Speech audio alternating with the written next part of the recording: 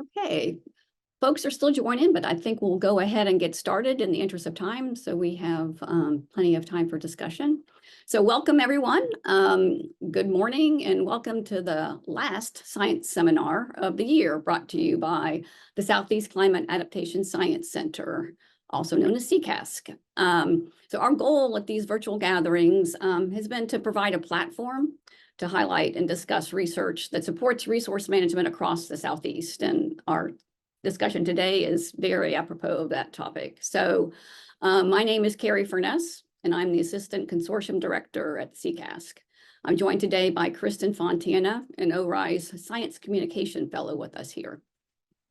So we'll begin our time today with some meeting logistics. Request your feedback via a short poll, and then we'll introduce our speaker, Jacob Blandford. He'll present for about 40 minutes and leaving lots of time for Q&A and discussion at the end. And now Kristen will give you a quick overview of how to engage with our Zoom technology. Hi, yeah, so just wanted to point out that today we are using a webinar setup for Zoom and not a meeting, so your bottom bar of your Zoom panel will look a little bit different. In the middle of the bottom bar, you can access the Q&A window. I encourage you, if questions come up during the presentation, to submit them in the Q&A window for discussion after the talk.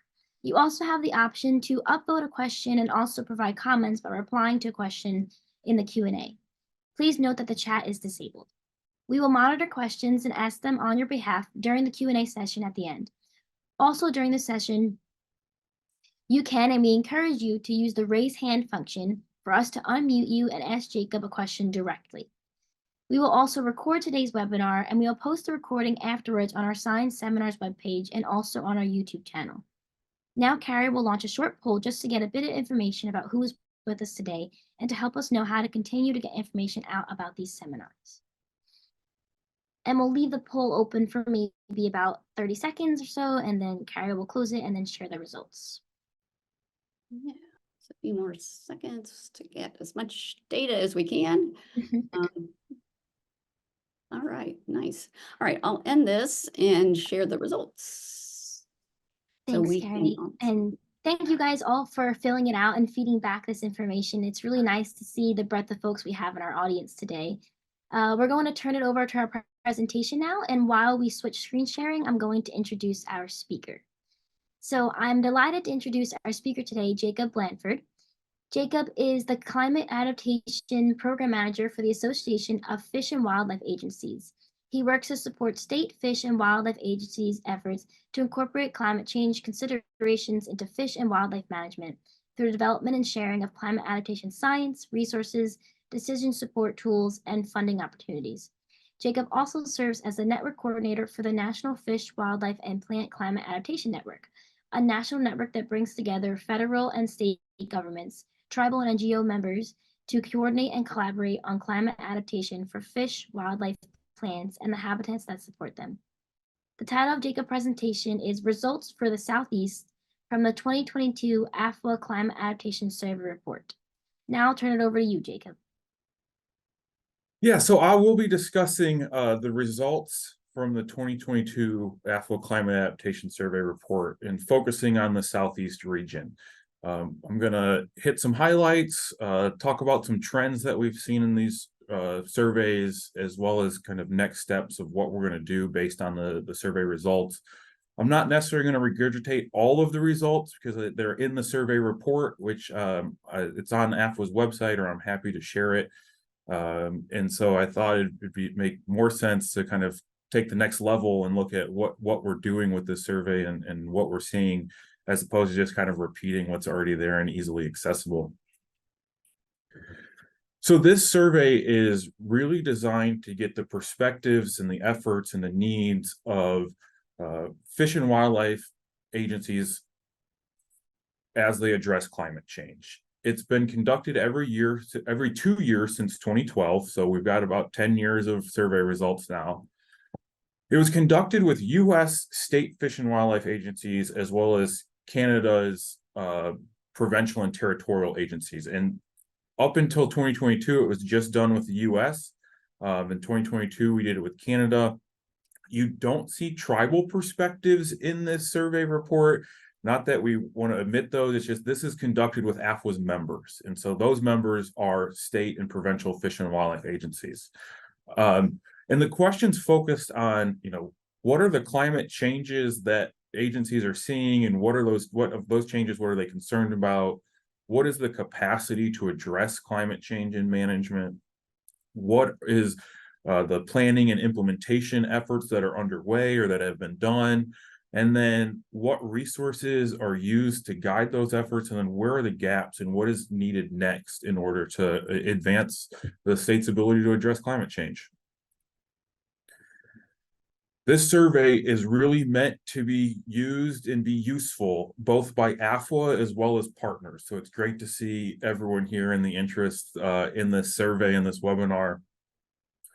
And we want this to be used. We don't want it just to do it and gather dust. And so how AFWA uses it is guiding some of the work that my program does. So the 2018 survey identified the need for more information about habitat connectivity and migratory corridors and how climate change affects those. And so we developed a toolkit on connectivity and climate change. The 2020 survey identified needs for guidance on incorporating climate change into the state wildlife action plans. And so we've late last year, early this year, kind of put out the second edition of some guidance to help states incorporate climate change into their SWAP. But it's great to see other people use the survey also. So a group of CASC researchers earlier this year published this paper that you see at the top right on range shifts. And within like the first or second paragraph of the introduction, they cite AFWA survey as motivation and justification for doing this research. And then just a couple weeks ago in an ongoing project, I've heard about in the Southeast is they're looking at their priorities for the next 5 years and have used the AFWA survey as part of that process. And so it's really great, seeing other people use this survey. And if you do find the results useful, if you do use it, I'd love to hear about it. I'm not concerned with citations or credit. I more just want to make sure that it's valuable, track how it's used and where it's used, and make sure that we're providing information that's beneficial, useful, and usable. And I just want to mention that the 2022 survey was the first one I've been a part of. And so I took the opportunity to I'm calling them upgrades to the survey, not to imply that the other surveys were bad. But one thing I noticed that there were a lot of yes or no questions. So in 2020 and before, there was a question, have climate related changes in environmental conditions or natural resources been observed? Yes or no? And whether the answer is yes or the answer is no, I'm not sure that that's actionable. I don't know what that tells us. And so what I've done and what I want to continue to doing is making sure we're providing questions and responses that give us the information we need. And so part of that is removing yes or no. And so 2022 and going forward, that yes or no question was changed to a multiple choice question, which provides more detail. And I want to mention this because part of the goal of the survey is to track trends, and anytime you change the survey, that impacts the ability to track trends. And so I want to make sure that the survey continues to be able to at least kind of identify trends and track some of that, even if it's not a perfect apples to apples comparison. So just diving into the 2022 responses, we received 46 responses. That represents 35 states plus the District of Columbia, 4 Canadian provinces and territories. And then the Southeast states that responded were Alabama, Florida, Georgia, North Carolina, Tennessee, Virginia, and West Virginia. You see the note there that Florida had 2 responses. States were able to provide as many responses as they wanted, especially if one was from the fishery side and one was from the wildlife side, or one was from the game side, one was from the non-game side. So we want to get a comprehensive view. So we do encourage states to submit multiple responses, although most states submit one, and whether that's just one person taking the lead or they pass it around and kind of compile answers from multiple departments. Those are kind of the 2 options. Kind of looking at who responded, the graph here on the page is So we get responses from scientists, we get them from climate change specialists or someone that's, specifically climate change adaptation focused. You get them from executives and administrators, and this is kind of where some agencies want to make sure you get clearance from the top before sharing this information. So, you get the responses from leadership levels and program managers. One area we did get responses from was kind of the educators, the outreach folks. So that will be a target going forward, is just expanding the demographics that we reach with this. And then we also ask about what habitats they focus on. And so we do get representatives, from all of the habitat options except for deserts, which I think is a good quality control measure. I'm not aware of any deserts in the Southeast, so I would have been a little concerned if we got a bunch of desert-focused people in the Southeast. But this highlights, again, like what I realized after the survey was done, that knowing what habitat they focus on is good, but it'd also be good to know, are they species focused or habitat focused? Are they non-game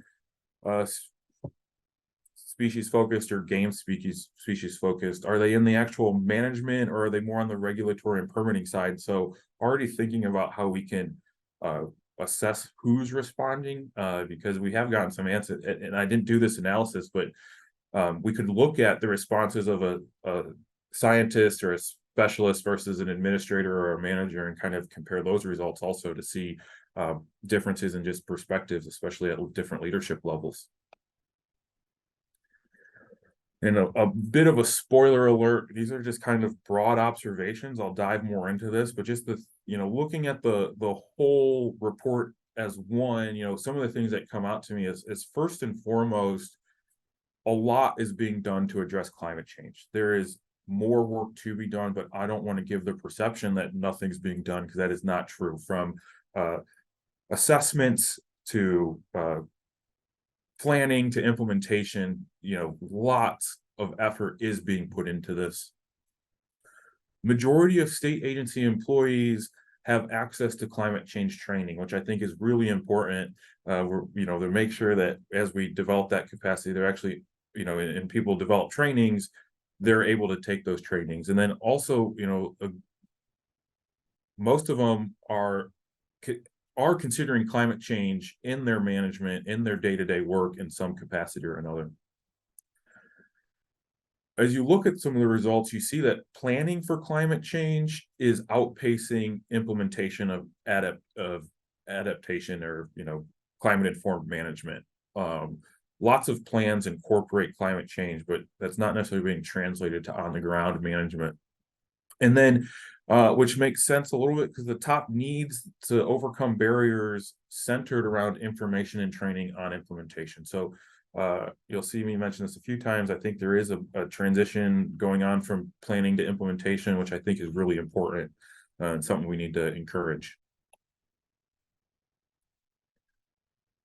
So, asking about how climate change is allocated or delegated, or, the capacity to address it. Like, first, let me just mention, all of the graphs here will follow the same format. And so the darker bar is all responses as a whole, and the lighter bar is the Southeast specific responses. And I just wanted to provide both as a bit of a comparison to kind of anchor, where the Southeast is in comparison to the rest of the responses. And there's some good news on that. That's another reason I want to highlight it. But so you can see here that, especially in the Southeast, staff are expected to incorporate climate impacts into their work, which is awesome. I think one state that responded has a dedicated climate position. The rest of them don't have a specific person overseeing climate change impacts or adaptation. And then, good news also that very few respondents say there's no expectation to consider climate change. And then here's the results of looking at where do these agencies get their training. And the large majority of respondents get it from external sources. So just kind of for partners on this call to think about that, they may be looking to people outside their agency for this training. We can't necessarily expect them to have developed their own training. And again, there are some people where training is not available, but it's good news is that it's a small majority, or not even a majority, a small segment of the respondents say there's not options or opportunities for training. And then just, again, looking at where they're allocating time, and this is just more evidence of all of the effort that's going in. You know, there's at least someone doing one of these things, you know, so except for, I guess, one respondent says no time is allocated. But I think that's a bit of a, we got one person to respond and they probably don't know what everyone in their agency is doing. But in general, if you kind of look at the two that stick out at the Southeast, is learning about climate change. So they're still in this kind of awareness and information gathering, but they are assessing climate impacts and vulnerabilities.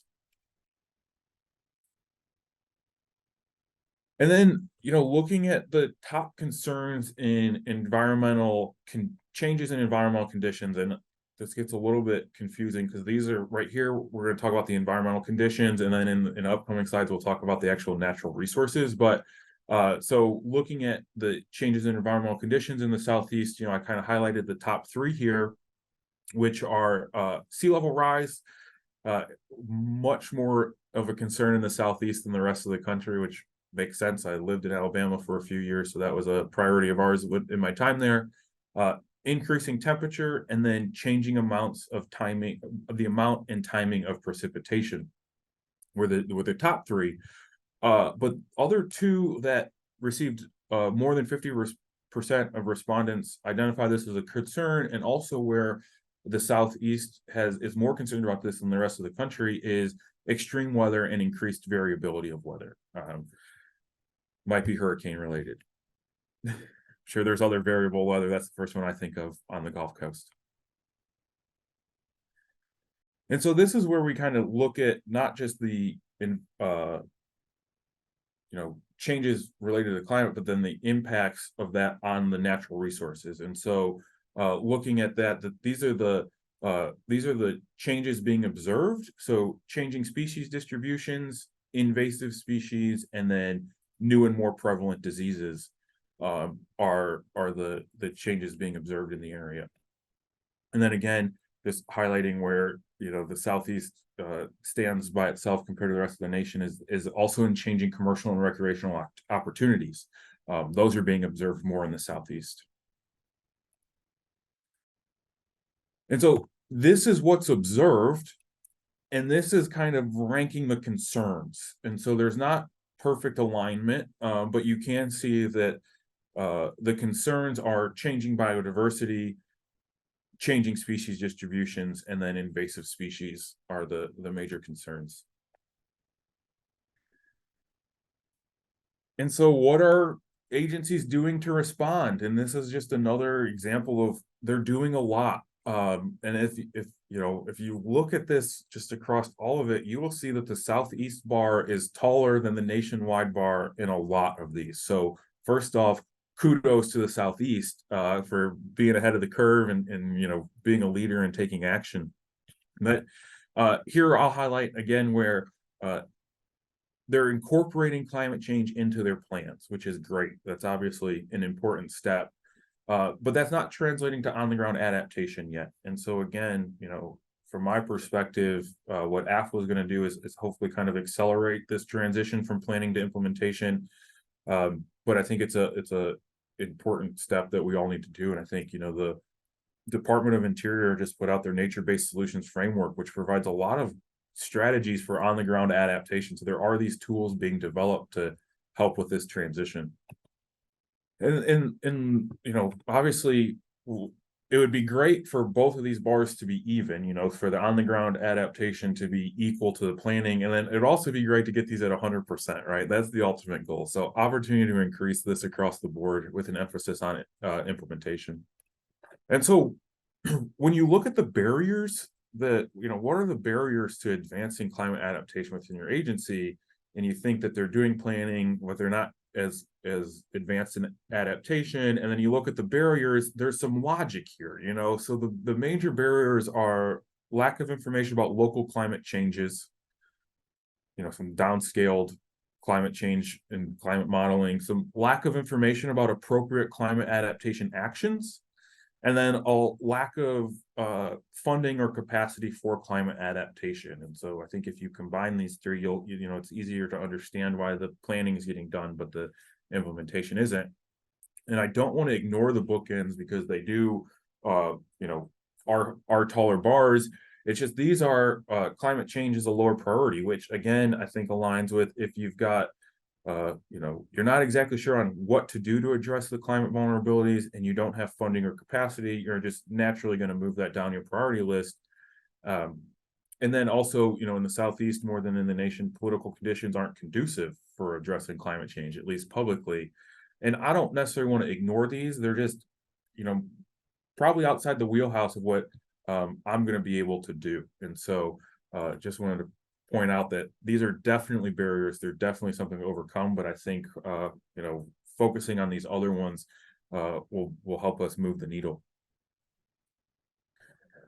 And a quick break from graphs because you know, lots of us are in this job for the wildlife and animals, and so kind of make sure we highlight them here. So some fun photos of animals and not boring bar graphs. But when asked about what are the needs to overcome those barriers, a lot of this is to inform implementation of climate adaptive management. So best management practices under future climate conditions, examples of successful adaptation, training and education on implementing climate adaptive management, training and education on decision support tools and how to use them and how to use resources in general. And so those ones on the left in the green box were still the top across the nation and across the Southeast, but also within the Southeast, a couple others rose to the top, which was partnerships, the need for partnerships to leverage resources. So this is a great, you know, part of that here is all the folks here. We are partners. We can leverage each other's resources and knowledge and expertise and make those connections. And then another one is guidance on incorporating climate change into plans and policies. And so, and I think this is interesting. I mentioned AFWA developed some guidance on incorporating climate change into swaps, but the full title of that, the resource is actually swaps and other management plans. And so we designed that guidance to be broader than just swaps, knowing that agencies have more than just one state wildlife action plan. They've got lots of plans. And it's also, you know, reveals the need to make sure that more people are aware of these guidances and policies. And that's another theme I'll touch on a few times, but for the, you know, all of us that are in this call, as we develop resources, as we get decision support tools, it's, you know, thinking about where those are housed, how they're available, how we're making sure state agencies are aware of them, and thinking about, is training on using this resource needed? I'm guilty of this all the time. You work on a resource for 2 years, you're intimately familiar of it front and back. Someone asks you where something is in that resource and you can tell them the page number essentially, but not everyone's as familiar with it. And so making sure that we don't just produce something and distribute it and say, here it is, run free, but thinking about, here it is, here's how you use it, now run free with it. So thinking about also what agencies are doing is, I think it's important to, you know, think about, are they adjusting regulations because of climate change? And this is interesting, you know, across the nation, you get this very kind of even distribution. About a third of them are changing regulations, about a third of them are not changing regulations, and about a third of people are not sure. And so you know, in the Southeast, you see that in general, there's fewer agencies changing regulations for hunting, for fishing, for outdoor recreation due to climate change. And then I think a really important topic that I've become more aware of it. I think it's become more in the conversation since I conducted this survey. So this survey was conducted kind of late summer, early fall of 2022. And in the conversation since then is the climate change communication component of addressing climate change is really important. It's an area that agencies need help, and we didn't necessarily capture that very well in the survey. That just comes from things I've talked about. We only asked one question in the survey about communication, and the question was, you know, is your agency doing outreach to hunters and anglers and outdoor recreational users and the general public about climate change impacts and natural resources? In general, no, they're not. a great question follow-up would be why not? We didn't ask that, but that would be good to know.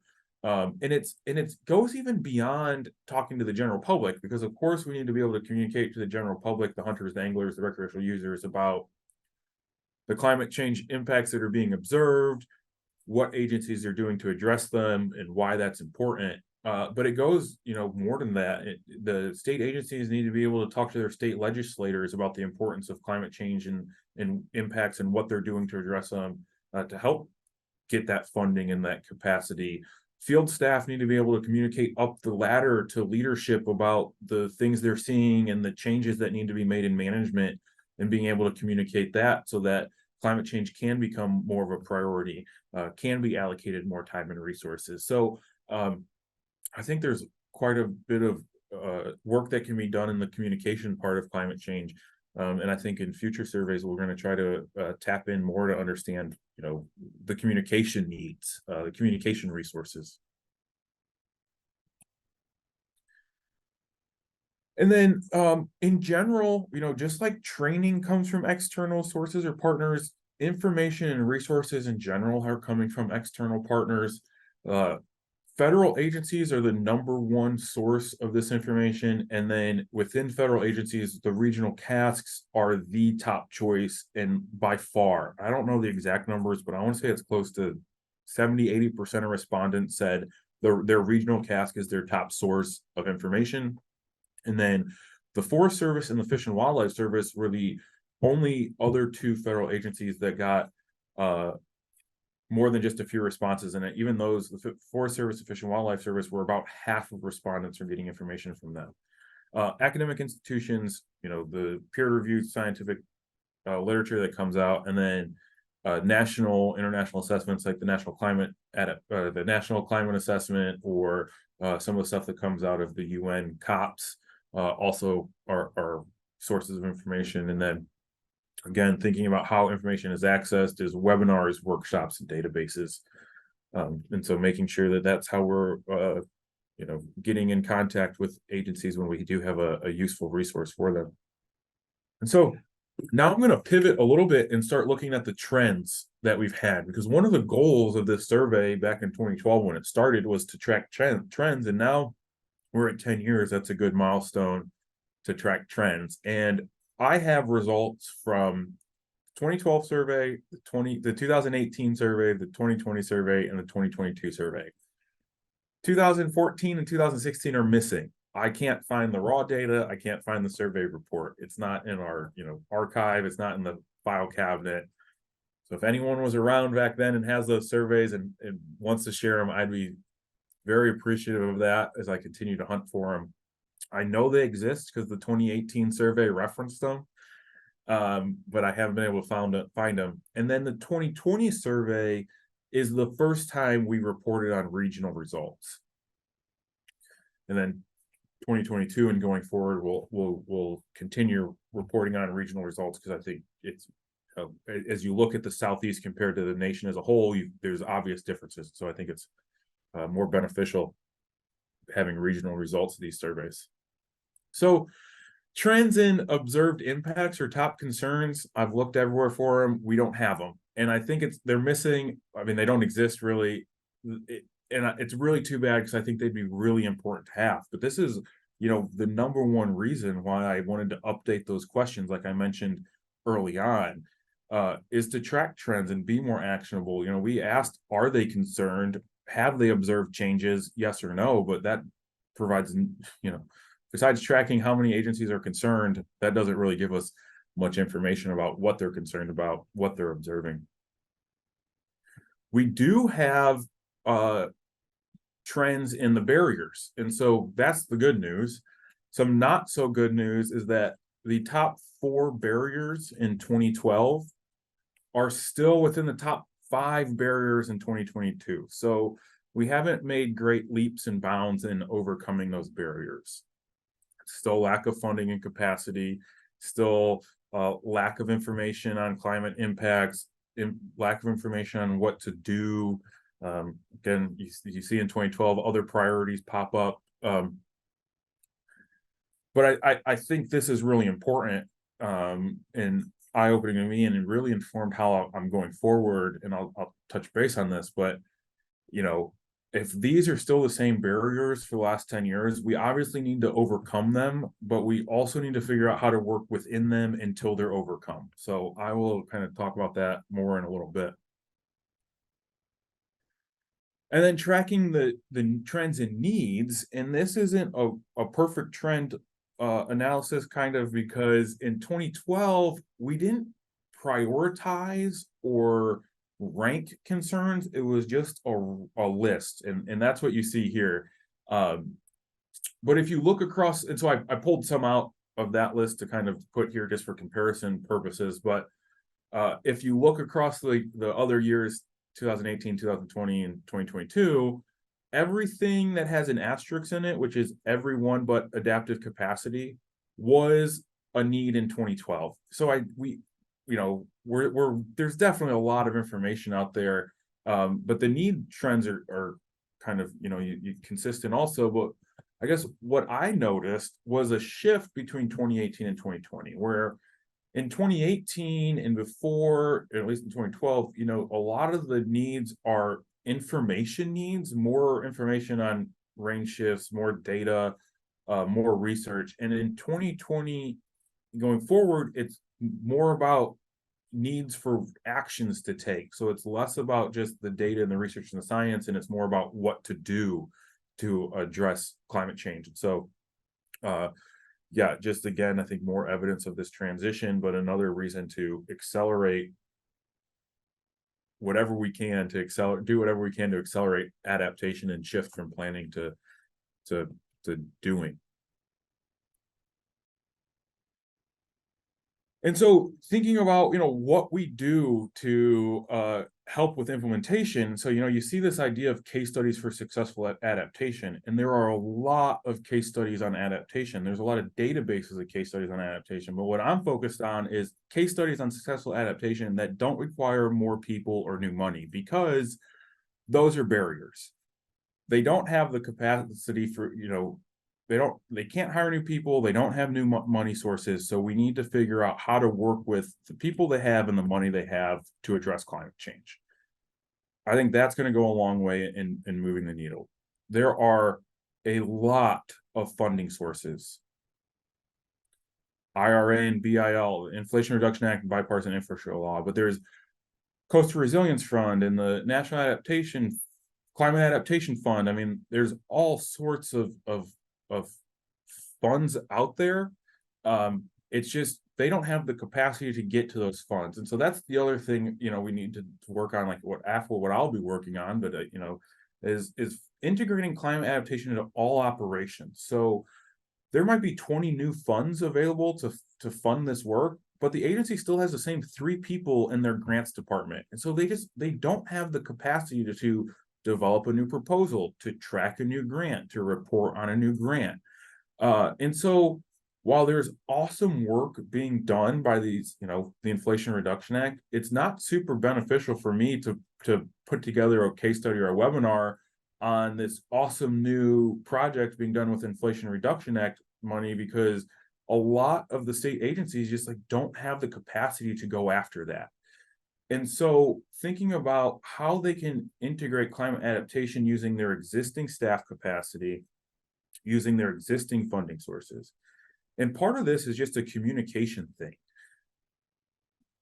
There's this perception that you need to stand up a climate adaptation program. And so that program will do climate adaptation, and then you'll have your habitat management program and your species management program. And in reality, what we need to do is get your habitat management program to incorporate climate change considerations, and your deer biologists or your turkey biologists to incorporate climate change adaptations. We need your grants people to, figure out how you can do climate adaptation with existing funding sources. But it's also facilities managers.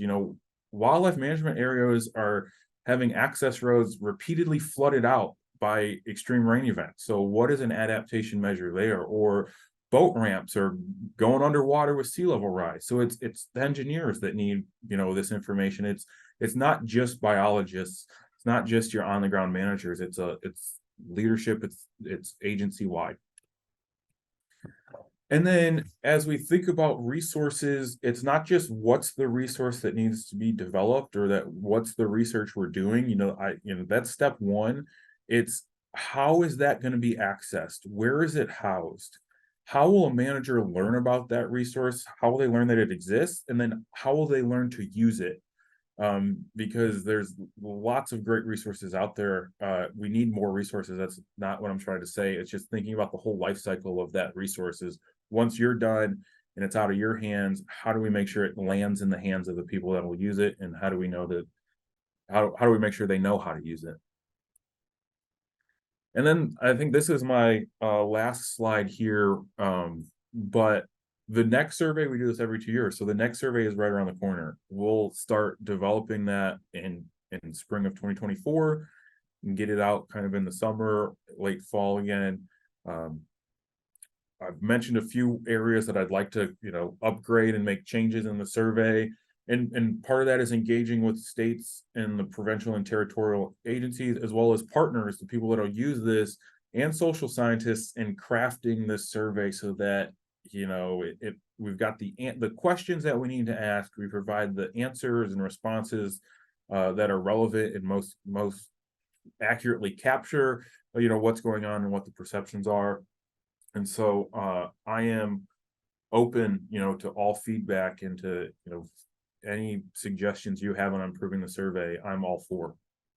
And then aiming to increase responses. The 2012 survey was the only one that got responses from all 50 states.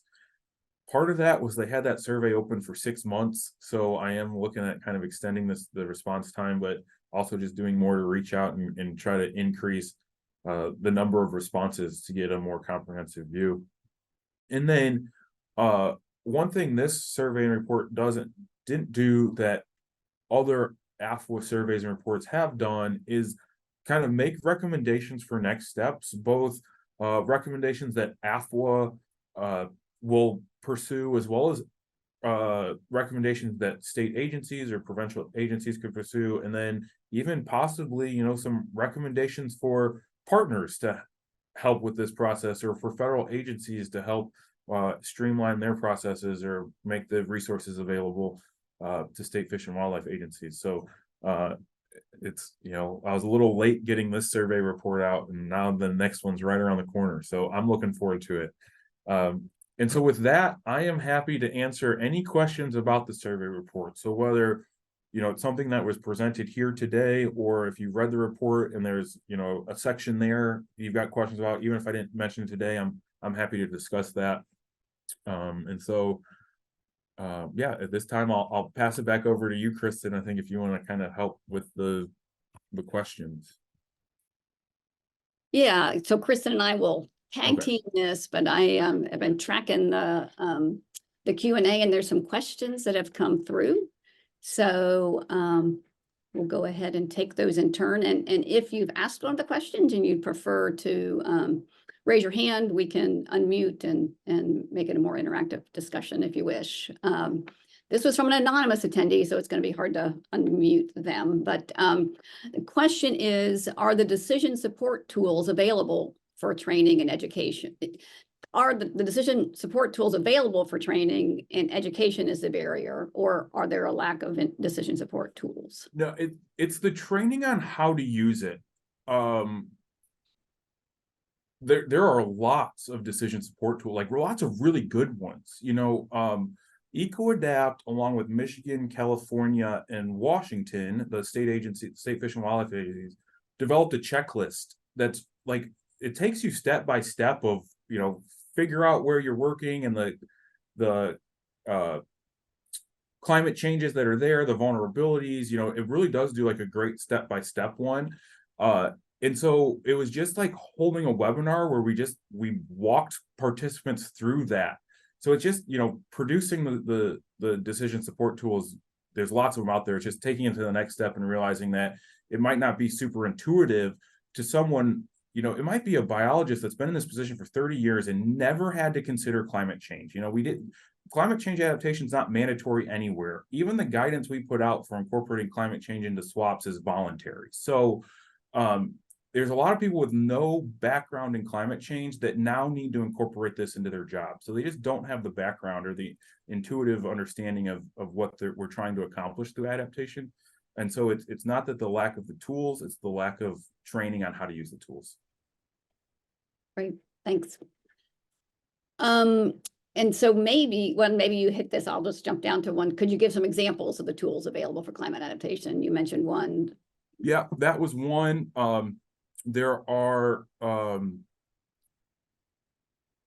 even just like climate change vulnerability index, there's the climate adaptation menus. NIAX has one. There's tribal climate adaptation menus.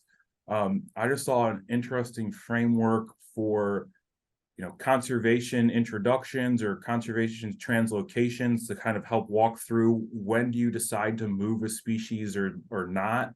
And so there's all sorts of decision support tools. This resist, accept, direct framework, which is becoming exactly. And there's no consistency. Every state picks and chooses what they want, what they're aware of, what they want to use. So it's not even like there's a set that's being used there, but there are lots of options. But it sounds like maybe some compilation of those might be a point of entry at least, and then see what kind of training is required in conjunction with some of those. So something to think about. All right, great. So moving on, Chris Berg, and feel free to raise your hand if you want to unmute and discuss this, says he can't recall the details, but read a study that suggested meteorologists are considered by the public as among the most credible messengers about climate change's causes and solutions. What do you think about wildlife managers who are coping with climate impacts coming into that role as the trusted messengers of climate change impacts on wildlife? Yeah, so I don't have anything specific to climate change, but AFWA does a survey just with the perceptions of state fish and wildlife agencies in general. And they're considered by the public to be some of the most trusted government agencies. There's, if you look at the hierarchy, the state fish and wildlife agency is the most trusted, and then just state agencies in general are pretty well trusted, and then you get into federal agencies and they're less trusted. So absolutely, the wildlife manager is a trusted source on it. And so that's why it'd be great to have them be the messenger. They are, it's been talked about, conservation law enforcement are a lot of times the face of an agency. They're the ones out in the, parks, in the wildlife management areas. They're the ones saying hi and interacting. They would be awesome managers. They're, so that's part of it, is just there's the need to do climate adaptation on the ground. There's also the need to talk about why we're doing it, why we chose to do the thing we chose to do, why it's important that we did that, what would happen if we didn't do it. So there's absolutely the wildlife manager can be the messenger. We just need to help them develop those skills. Yeah, so are there a logical forum for which they were already existing for where they could play that role, or is AFWA? Do you have any suggestions? No, so I don't know for sure. There's, so there's the Yale Center for Climate Change Communication, and George Mason University has a Center for Climate Change Communication, and Georgetown has one. So but they're more focused on understanding like the communication and not so much the training. So I haven't kind of figured out the next step of what does it look like to develop these skills, or who provides this training. AFWA has a management assistance team, which is it's an education arm of the association. Education and training, it's more focused towards like leadership development skills and capacity building to take you from a biologist to a program manager, from a program manager to an agency leader position. But there are NCTC, the National Conservation Training Center does a lot of climate change training. So there's definitely people in this space. Not sure if we've gotten to the point where, and even then, I'm not sure we've gotten to the point where the state knows what they want to talk about or how to talk about it. So I think there's I think we're just the beginning of this phase of addressing climate change. Yeah, no, and I was thinking less of the training of how to communicate, but the where to communicate. So you know, they're not going to be on the local news necessarily, like a meteorologist, but maybe connecting with extension agents, or I'm not quite sure where the nexus is for where they could be the spokespeople. Yeah, I mean, they do lots of public activities, you know, just educational signs that go out. I mean, I think, you know, anywhere a state agency is doing communication, they can do communication around climate change. So yeah, they all have almost all of them have an education program. You know, they're doing a lot of education with hunters and anglers. So, you know, there's definitely these avenues to do it. It's just, again, they haven't had to do it in the past. So we got to, you know, start from new. so tagging on to those already existing efforts. And that's great. Thanks. It goes back to, they don't have capacity or funding, right? So we got to get the people that are already doing communication to communicate about climate change. To provide some materials that they might be able to feed into those pathways. Yeah.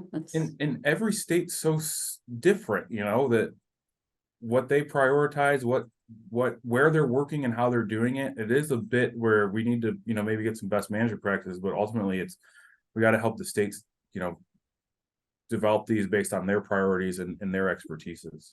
Yeah. Yeah, that's great. Put that on the to-do list. Yeah, so moving to in a completely different direction, Murray says, with regard to the lack of political will barrier, we keep telling people to get out and vote, but that doesn't seem to be working. What more can be done to change the political climate, specifically around climate change adaptation? That's a great question, and it's one that I highlighted. Like, I don't know. You know, I mean, we've gotten to the point where scientists are just not trusted anymore. So it's not just, you know, we can't just get the science, the experts out in front and do this. So that's why, while it is a barrier, I'm not sure I'm going to be able to address it. You know, I can't imagine the CASCs are going to be able to address it, you know. So I think we got to work within that limitation specifically. And so, for instance, in one state where it's not politically conducive to do climate adaptation and they cannot use the words climate change, we're providing them with strategies on how to incorporate those considerations into their planning without saying climate change. We just got to avoid those two words. So there are strategies for kind of doing it where the political will doesn't exist. But yeah, I mean, it's a societal issue that's much bigger. It's out of the scope of what a Fish and Wildlife Agency can do. So yeah, I agree. It's something to overcome, but I don't have an answer for how we change the political will of the country. Yeah, that is a big question. Certainly. So another comment, I guess. Valerie says that the Southwest CASC has a translational ecology unit at the University of Arizona, that might be able to help with communication. Yeah, and I think that all of the CASCs have some sort of communications vehicles. So the question is, what's the best forum to get that to the folks who need to use information, and how to help support them in, you know, in connecting with the right audiences. So yeah, that's a good, thank you, Valerie, for that. Do you have other thoughts about that, Jacob? Well, no, I mean, I think that's really great to know. And I just saw, you know, I mean, there's a lot of stuff. I just saw, it might be the CASCs. I just saw it was a federal agency just released a whole bunch of illustrations around climate change adaptation. So, I mean, the materials out there, again, it's, you know, getting it to the right folks. And I think, you know, like, so AFWA, we have all these committees that are made up by people from the State Fish and Wildlife Agency. So I'm part of the Climate Adaptation Committee. And we have a communication and outreach committee. I don't think there are any communicators or educators on my climate adaptation committee. So even just like getting outside of these silos of where you have your climate adaptation specialist go to your climate adaptation committee, like, you know, on AFWA's back end, we need to work on getting the outreach and educators to come to my committee so that they can learn about these, because then they will know, well, we've talked about this difficult topic using this strategy. We can talk about climate change, which is a difficult topic, using a similar strategy. So it's really leveraging. That's why, you know, another example of incorporating into all operations. Like, it's another example of leveraging the existing expertises and getting them just to use that expertise in climate change adaptation. And if it's seen as a win, you know, in other not just for climate change Right. writ large, but for, operational costs or whatever, that sort of can kind of help turn the tide, even if it's, to your point, you're not saying climate necessarily, but. Right. Yeah, so here comes another. So do hunters and anglers have opportunities to share their local knowledge or get connected to the climate change communication network to share on a more local or grassroots scale if top-down approaches are difficult to coordinate? That is a great question. Let's see, do hunters and anglers have opportunities? So I do know, so the Theodore Roosevelt Conservation Partnership, which is another organization, is doing a lot of information or a lot of work with hunters and anglers and climate change. So, I mean, there are these organizations working on that. I know hunters and anglers are one of the primary constituencies of a state fish and wildlife agency due to the funding mechanism. Primary funding source for a state fish and wildlife agency comes from a tax on bullets and guns and fishing equipment and tackle and the sale of licenses. And so state agencies are absolutely communicating with hunters and anglers about a whole suite of topics. Are they communicating about them on climate change? I'm, not 100% sure on that. There's definitely an opportunity to do it. But again, we saw from the results that, only about 30% are doing outreach and communication to the recreational users, the hunters and anglers. So it might be a combination of there are or there may not be opportunities, but even if there are opportunities, the state agency is not using that opportunity to talk about climate change. Yeah, thank you. So Chris asks, can you think of examples of species or populations lost to climate change impacts or predominantly to climate change impacts in the Southeast? I'm in the Florida Keys, where we are on the cusp and actively exploring options, including accepting extinction, extirpation of threatened and endangered species and otherwise very rare species. I fear we will keep on planning until the window of opportunity is passed or until vigilantes move species in questionable ways, forcing our hands. Yeah, another great question. And I don't know an example off the top of my head, and I think it would be hard to tease apart. Climate change is a huge problem. There's so many other problems, and I kind of in the boat that climate change exacerbates the existing problems. So, if something was lost to climate change, it had probably already lost 98% of its habitat due to us building on the dunes, or an invasive species came in and that was just its range could expand because of climate change. So I don't have an example of where a species, I think you can look into the future where the Fish and Wildlife Service is now listing threatened and endangered species because of climate change. So like the polar bears and the penguins, these species that are dependent on ice, where it might not be long before we can point to an example. But as of right now, I don't know of one where you can nail it down to just climate change. But hopefully we change our ways before before there are many. But I bet there are biologists or ecologists that could. That's just not my realm of expertise. Okay, well, I think we're closing in. I'll open the floor for maybe one more question if anyone has a quick one that we could answer. Thank you. Good morning and good afternoon from the Gambia. Oh, good afternoon. Yes, I wanted to ask a question with regards to climate change, communication, and education, like having climate change educators and communicators. And I would also tailor this to how could people, send messages about climate change and its impacts in a very diverse community whereby, racism is being portrayed in other communities. What do you think could be the challenges with regards to sending information on climate change when it comes to communication and educating people with diverse backgrounds?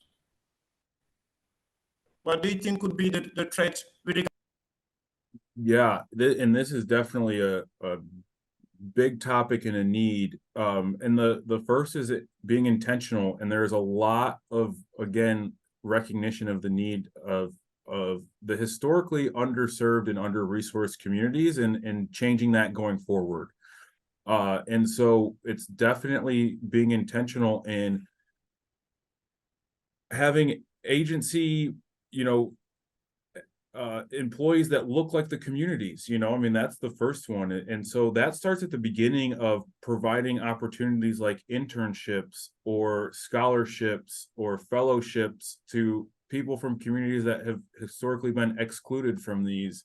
And it starts from making sure these positions are compensated so that it doesn't only recruit from people that are able to work in an unpaid internship. So there's a lot that needs to be going on, and like there's a lot where, especially in the US with a lot of federal funding in the Justice 40, where it's become mandatory that a portion of funds and resources go to these environmental justice communities. So it's being intentional, it's meeting them where they're at.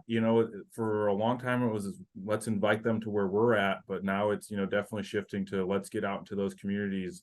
And it's also recognizing that the people that are living in these communities have been seeing and experiencing and observing the impacts for as long as they've lived there, and they're an awesome resource of knowledge and expertise of where to work. And they've probably thought about solutions of how to work there. There's an interesting story out of Hawaii where they were dealing with flooding, and they brought in an engineering firm, a consultant, and they came up with the exact same solution that the local indigenous community had been asking for like 5 years during the whole engineering design process, because these people are living there and working there and seeing these impacts and thinking about solutions and where to implement them and how to implement them. So it's a complex, and it's not easy, and it's multi-phase, but it starts throughout the whole process. And so really, the first step is being intentional and realizing that just they've been ignored, and we can't keep ignoring them. Yeah, thank you. Amen. Yeah, so thanks very much. And we'll go ahead and wrap up since we're at the top of the hour. And first, thank you very much, Jacob, for a really great presentation and discussion. And we want to wrap up by letting you know about our next science seminar, Southeastern Plants, Regional Species of Greatest Conservation Need. And this next seminar is going to be jointly hosted by the Atlanta Botanical Garden, the Southeast Conservation Adaptation Strategy, SE CASC, and the Southeast Climate Adaptation Science Center, SE CASC. Details are there, and we put the registration link in the chat. So we hope you'll be able to join us for that seminar, and look out for notices of other seminars by subscribing to our monthly newsletter. So we'll stick that into the chat as well. But wanted to say thank you everybody for joining us today for this really great conversation, and thanks again, Jacob, for a really great presentation. Hope you all have a great rest of your day, and also a very happy and healthy holiday season. And we'll see you in 2024.